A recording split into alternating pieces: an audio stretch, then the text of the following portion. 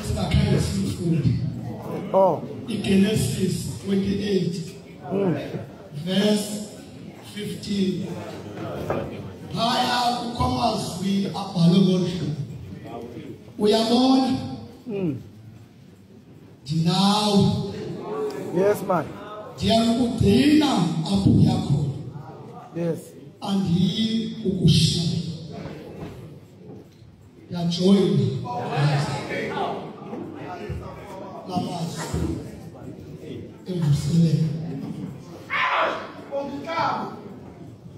Yeah. Uyabona? Ndinawe. Yes. Yakugcina apho yakho. Apho yakho. Andiyi ukushiya. Yes. Yes.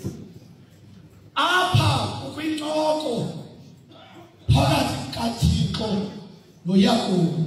Yes.